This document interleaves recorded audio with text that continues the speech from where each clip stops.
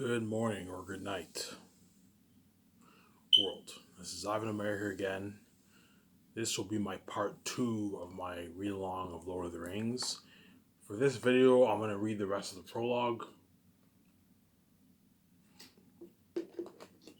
I have a good 5-6 pages to read. So I read 15 pages yesterday. Today I'll read the remaining of the prologue of Lord of the Rings. I'm not really going to delve into detail, I'm just going to read it. That way, for those of you guys who haven't read Lord of the Rings, you guys get an idea of the world, the amazing world that J.R.R. Tolkien created, obviously, for his book. Obviously. Again, I'm going to keep on saying this. My book, Last Hope for Zanus, will be sold in, it'll be one book. So instead of me selling it as a series, 3 separate volumes, 3 separate books, I'll have it in one book. So it'll be one book and there'll be 3 volumes. 3 volumes will be contained in the one book. You're looking at a good 600-page novel. So it's a long book. It's slightly longer than Fellowship of the Ring. Fellowship of the Ring is a long book. I read it. It's like 530 pages. Two Towers is like 460 pages, whatever it is, 70 pages. My book will be longer. Individually, my book will be longer than Fellowship of the Ring. It's not longer than Lord of the Rings series, but it's going to be longer than Fellowship of the Ring. You're looking at a nice 600-page book. And I'll sell it for a good $100 bucks. $100 I'll sell it for, and in my ebook I'll sell it for $22. Whereas if I sold it as a series, I'll sell it for more, like $190, because it's individual books, because it's a higher cost. But because it's just one book, I'll sell it for $100. You're looking at a nice like hardcover, red symbol of a simple symbol like a Zane X symbol. Last Hope for you're gonna say Last Hope for Zane. It's Volume 1, Volume 2, and Volume 3. All 2 volumes will be stored in the one book. You'll get some $10 for that. See, and I told you I finished formatting my book. My formatting is pretty good. It's good enough. You have to work with what you got, right? So I formatted my book on Microsoft Word, so all the chapters are pretty well aligned. Not all of them are perfectly aligned, but they're all pretty well aligned. They're professional enough. As I told you, I wanted to get my book professionally formatted, but what? The company kept telling me how my file had problems and all that stuff. They couldn't format it, and that's what I checked my file. I'm like, wait a minute, I sent myself a file. I'm like, wait a minute, when I open my file, my file's perfectly fine. And I finally realized, oh my god, the doors are locked on me. They're not even gonna, the step families are not even gonna let me get my book formatted. I have to do everything myself. So I ended up formatting my book myself. It took me like an hour to format myself. Not much work. And right now I'm working on fixing up my typos, like the word spelling of ale. I'm going to go over my entire book again. But all my faces are done. I finished formatting. My book is ready to be on Lulu. That's my wife's jumping for joy. Obviously, well, you guys are packing your asses off because you know the countdown's already ticking. Late this year, I'll be making the announcement. Late October, I'll be making the final announcement. Early November, late October, I'll make the final announcement. And I'll pump up more side videos. I don't know. I might continue reading the Lord of the Rings series. I might read the prologue.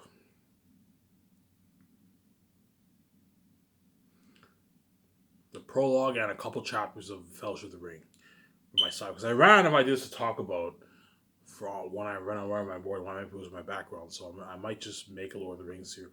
Do a read along of Lord of the Rings. That way, those of you who haven't read the book, I recommend you go pick it up. Go to a bookstore or a library, or you can buy it on Amazon. It's cheap.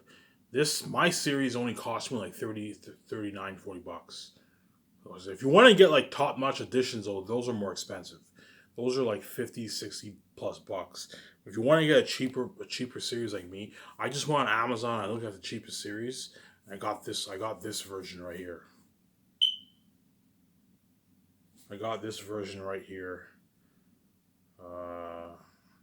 This series only cost me like 39, 40 bucks. So for all those who haven't read the book, I recommend you read it. Lord of the Rings is an amazing series. It's a bit boring, obviously. Pretty boring in a lot of sections. But the world building is very amazing. And J.R.R. Tolkien wrote a masterpiece, obviously. But once you read my book, I'll be the new Tolkien. The next modern Tolkien is my book is better than J.R.R. Tolkien's book. I don't mean to be cocky. I'm just saying. I've read Lord of the Rings, and I just finished going over my book. My book is more interesting than Lord of the Rings, man. My book, when you read it, you're going to be hooked.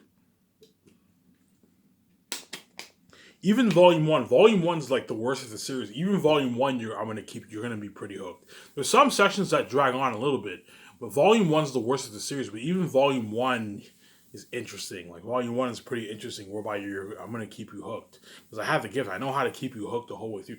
Xehanort is the only book whereby when you read it, you're gonna be hooked the whole way through because Xehanort is such an amazing story. Obviously, Xehanort will keep you hooked the whole way through because it's a masterpiece. It's an amazing story. Better than Lord of the Rings, man. As J.R.R. Tolkien, even though he's a genius, he focuses more on telling and he gives too much descriptions and he drags on like talking about the trees, the horse, the door, the helmet, the lands. He drags on the characters. He has so many characters that he mentions. It's crazy. It's impossible for someone to grasp the whole world of Lord of the Rings. On a first read, there's no way you can grasp the whole world of Lord of the Rings. For all these people, all these fantasy Lord of the Rings nerds, I guarantee you they have to do research. You have to reread the book multiple times to get a good gist of what J.R.R. Tolkien's book. J.R.R. Tolkien's book is so rich with detail. It's impossible to grasp everything that he says because there's so much information going on in the book. Hence why now I understand why Peter Jackson only followed 20% of the book because there's so much going on in the book. It's so much information. It's crazy. And if Peter Jackson would follow it word to word, you can't in 3 movies it would be very messy. You can't make it would be like a 6-movie series. You have to split it into like 6 movies. He'd have to make book 1, book 2, book 3, book 4, book 5, and book 6. It'd be a 6-7 movie series if Peter Jackson were to follow the book word to word, obviously. Right. So I'm going to start off reading the rest of the prologue. This video might be on a good, 40 minutes or something like that. Because once I read the prologue, I'm going to end the video here. And then tomorrow I'll start off with chapter 1. You're looking at it. Interesting. Looking at it. So I'm going to read along here. And I told you guys, if I comment and I make an error, please bear with me as I'm not fully grasped in the world of Middle Earth. So all you book fantasy nerds, don't hate me, as I might make a few errors when I mention a few things about when I give comments and kind of stuff. Like, I don't know, do you prefer I just read or do you prefer I read and give comments? I don't know. But I'm gonna keep saying this. The prologue is a drag to read, as it's pretty boring. Prologue is pretty boring. Whereas the first half of Fellowship of the Ring is pretty boring. It only starts getting interesting after Rivendell. After Rivendell, that's when Frodo arrives after Frodo meets Aragorn and all them, when he goes to Rivendell, that's when it gets interesting. Because that's when you meet the ring race, you meet Aragorn, you meet the ring race, and when it gets to the Council of Elrond's a drag, and it goes on for pages, obviously. But after that, it gets a bit more interesting, obviously. When they journey through Moria, when the 9 journey through Moria, it gets more interesting, obviously. I am the servant of the Secret Fire. Dark fire shall befall you. Flame of Undun. He says something like that. I forget what, something like that, right? With Gandalf. That scene, the scene from the movie, that's taken from the book. As that those words are in the book, obviously. I remember that. Obviously. So I'll read the rest of the prologue here. I only have 1, 2, 3, 4, 5, about 5 pages to read. So this thing might be I might make a 30-minute video here. A nice 30-minute video here, and I'll end the video. And then tomorrow I might delve into chapter 1, which is Bilbo's birthday, obviously, right?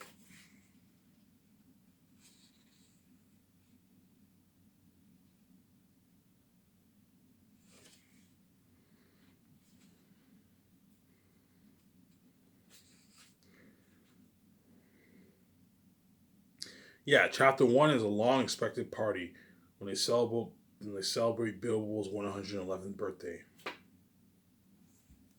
see. Now I'll start reading. I'm gonna keep saying this, well, you better fucking enjoy this series while you can, because once I'm king, I'm not making any videos for it. I'm gonna keep saying that, man. Once I find out I have to die, That's the last time you're ever gonna hear from me ever again, man. I'm not making any rules for you. I'm gonna keep saying that, man. I know you guys are repping. You think after killing this man and causing mess and chaos in my life, I'm gonna take my time and rules. It doesn't work like that, man.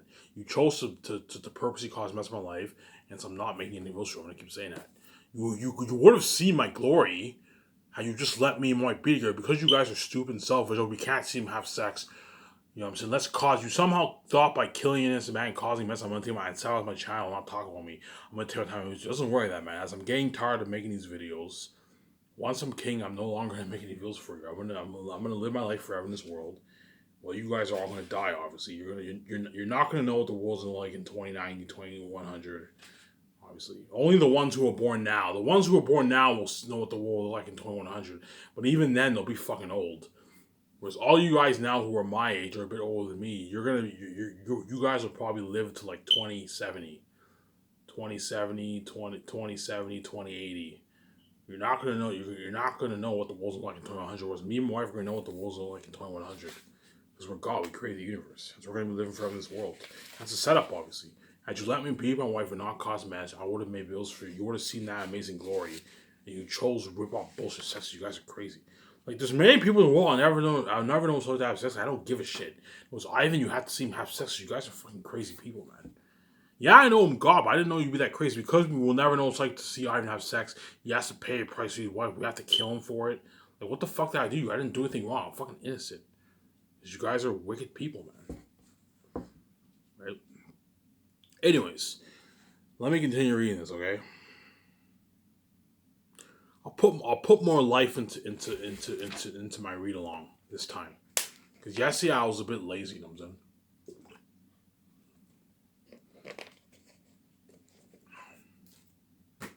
Right? You're probably looking at a 30-minute video here, and I'll shut it off after that. So this is I'm gonna finish the remaining of my prologue. I'll call it prologue. Reading more Lord of the Rings Part 2. Reading Lord of the Rings Prologue Part 2.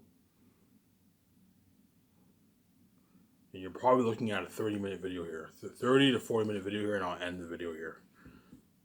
Right? And tomorrow I'll start with Chapter 1. So to all you Lord of the Rings fans, you're probably happy because, oh my god, Ivan doing a reel on Lord of the Rings is fucking cool. It's cool seeing Ivan read Lord of the Rings. It's everyone's favorite fantasy novel. All the fantasy news like Lord of the Rings the best, obviously. Right. Right. So after ages alone in the dark, Gollum's heart was black, and treachery was in it. He slipped away and returned to his island, of which Bilbo knew nothing, not far from the dark water. There he thought lay his ring. He was hungry now, and angry, and once his precious, the precious is the ring, obviously. The ring is Gollum's precious, obviously. Right, once his precious was with him, he would not fear any weapons at all. Bilbo the ring was not on the island. He had not lost it, it was gone. He screeched, sent a shiver down Bilbo's back, though he did not yet understand what happened. But Gollum had at last leaped to guess, too late. What has it got in its pockets? Obviously, that's what Gollum says. He talks some weird slang, obviously. What has he got in his pockets? He cried. The light in the eyes was like a green flame as he sped back to murder the hobbit and recover his precious. So the ring is so powerful that it can even drive men. It can drive what? Men, hobbits, elves mad. They can even kill what? They can even kill people for it. Obviously. Right, that's what's right. So the rings are very powerful. The light in his eyes was like a green flame, and as he sped back to murder the hobbit and recover his precious. Right, the precious is Gollum's ring, obviously, right? Just in time, Bilbo saw his peril, and he left blindly up the passages by away from the water. And once more, he was saved by his luck. For as he ran, he put his hands in his pocket, and the ring slipped quietly out to his finger. So was that Gollum passed him without seeing him, and went to guard the way out, lest the thief should escape. Obviously, right.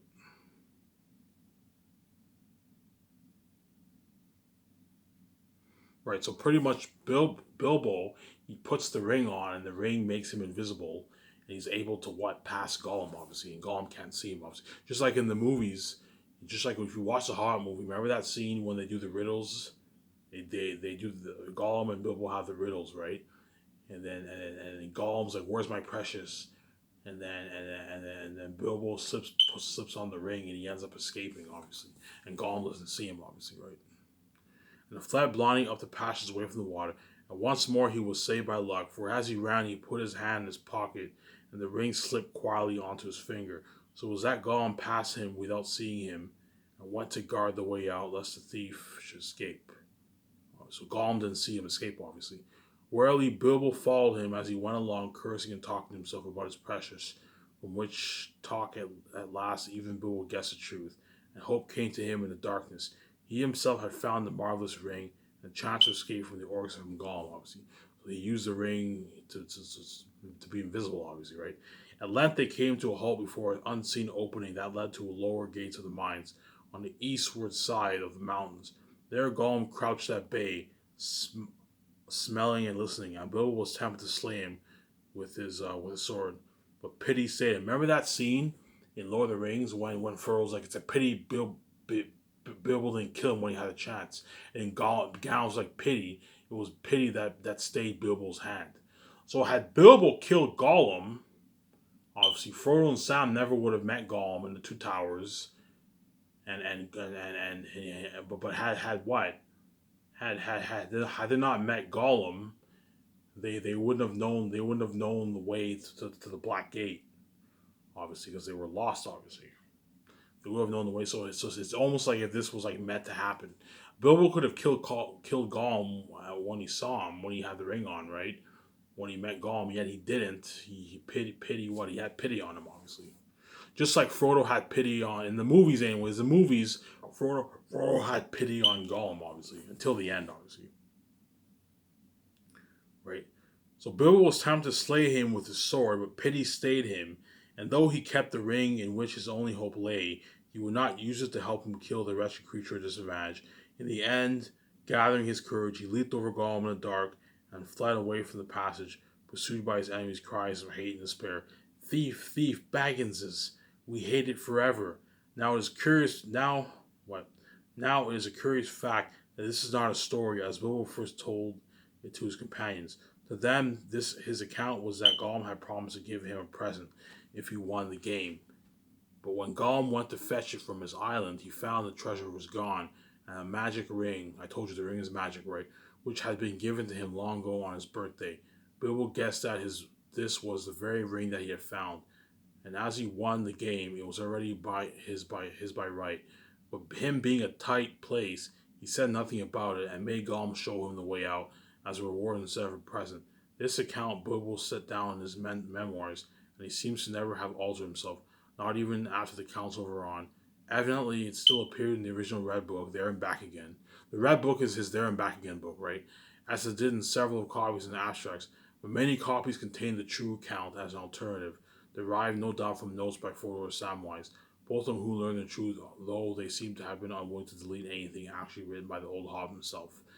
Gandalf, however, disbelieved Bilbo's first story as soon as he heard, and he continued to be very curious about the ring. Eventually, he got the true tale of Bilbo's after much questioning, which for a while strained their friendship. But the wizard seemed to think the truth important. Though he did not say so to Bilbo, he also thought it important and disturbing to find that the good hobbit had not told the truth from the first, quite contrary to this habit. The idea of a present was not mere hobbit-like invention. All the same, it was suggested to Bilbo, as he confessed by Gollum's talk that he overheard, for Gollum, in fact, called the ring his birthday present many times. That also Gandalf thought strange and suspicious, but he did not discover the truth at this point for many more years, as we'll see in this book. Or Bilbo's later adventures, little more need be said there. With the help of the ring, he escaped from the orc guards at the gate and rejoined his companions. So he put on his ring, and in doing so, he became invisible. He was able to escape from Gollum and the orcs, obviously, right? Because Gollum was looking for his precious, and you also have the orcs, obviously. And Bilbo escaped, obviously. He slipped through the cracks, obviously. Right? He used the ring many times on his quest, chiefly for the help of his friends, but he kept it secret from them as long as he could. Remember in The Hobbit and the Unexpected Journey, how Bilbo keeps the ring a secret from the dwarves. That's where they get the idea. That's where Peter Jackson got the idea of what Bilbo keeping the ring a secret from the 13 dwarves, obviously. Right. And that's why I understand why Peter Jackson followed 20% of the book, because this book is fucking crazy. It's so detailed. Right? Of Bilbo's later adventures, little more need to be said here. With the help of the ring, he escaped from the orc guards at the gate and rejoined his companions. He used the ring many times on his quest, chiefly for the help of his friends, but he kept it secret from them as long as he could, so he kept the ring a secret, obviously.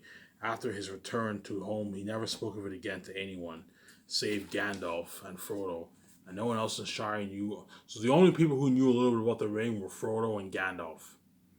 Obviously, as he Gandalf, obviously, well, he never told anyone else about the ring when he arrived back in the Shire, and no one else in Shire knew of this existence, or so he believed. Only to Frodo did he show account of his journey that he was writing.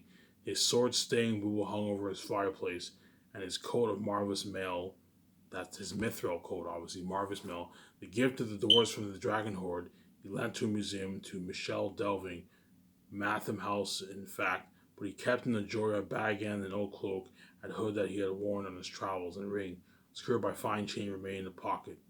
He returned to his home at Bag End on June 22nd in the 52nd year, right? And nothing very notable occurred in the Shire until Mr. Baggins began the preparations for the celebration of the 111th birthday. At this point, his history begins.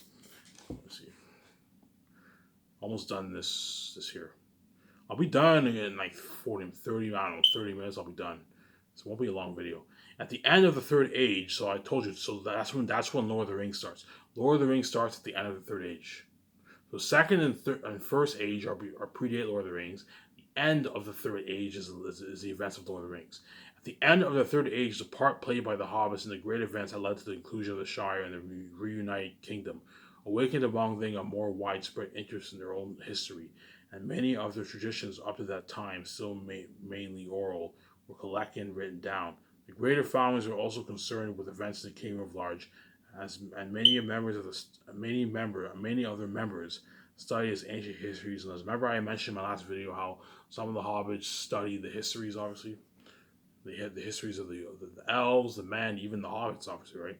By the end of the first century, the Fourth Age, they were already to be found in the Shire.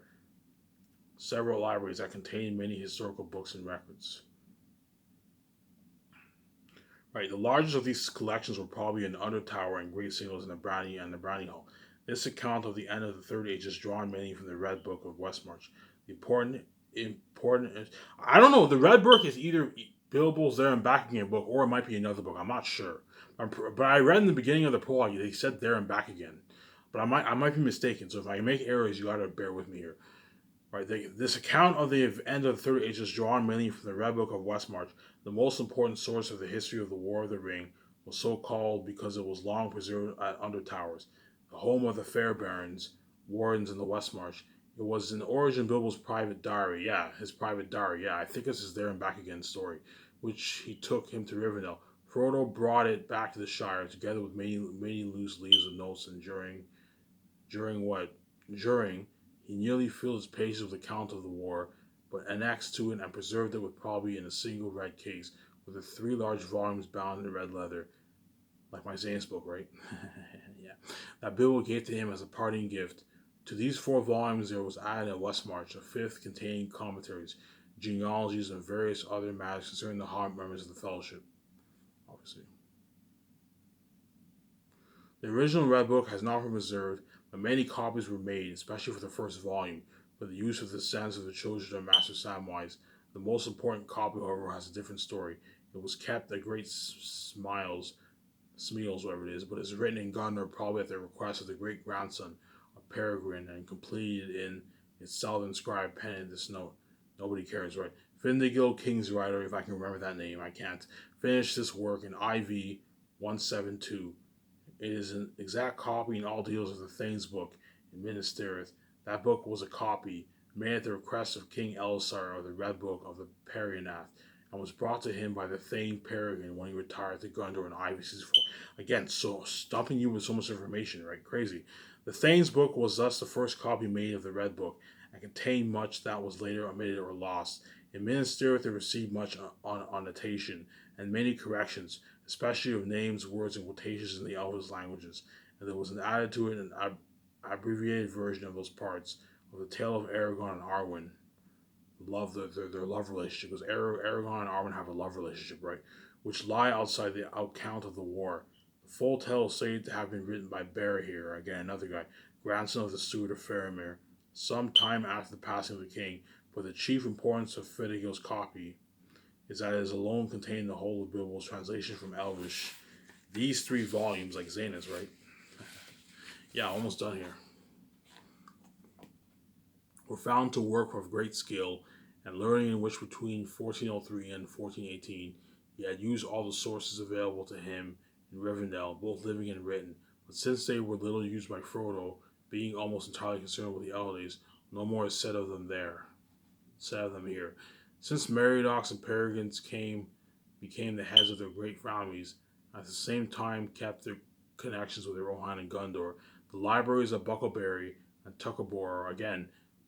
Bucklebury is mentioned, but Tuckabor is not mentioned in the movie. Obviously, contained much that does not appear in the Red Book. In Brandy Hall, there were many words of dealings. There's quite a few lands that are in the book that are not mentioned in the movie. By the way, just giving you a heads up, because the book is like 80% different than the movie. You'll see what I mean when I read chapter 1 tomorrow. You'll finally see the difference of what I'm talking about when you compare the movies, the books, and the movies. Obviously. The libraries at Bucklebury and Book. In Brandy Hall, there were many works dealing with Eredor and the history of Rohan. Some of these were composed or begun by Meriadoc himself, though in the Shire he was chiefly remembered for his herblore of the Shire, and for his reckoning years in which he discussed the relationships of the counters of the Shire and Bree to those of Rivendell, Gondor, and Rohan. He also wrote a short treatise on old words and names in the Shire, showing special interest in discovering the kinship with the language of the Rohirrim, of such Shire words in Matham, and old elements in place names. A Great Smiles, the book, were of less interest to Shire, though more important for larger history. None of them was written by Peregrine, but he and his successors collected many manuscripts written by scribes of Gondor, mainly copies or summaries of histories or legends relating to Elendil and his heirs. Only here in the Shire were to be found extensive materials for the history of the Numenor, who are what? Numenors are like the fathers of the what?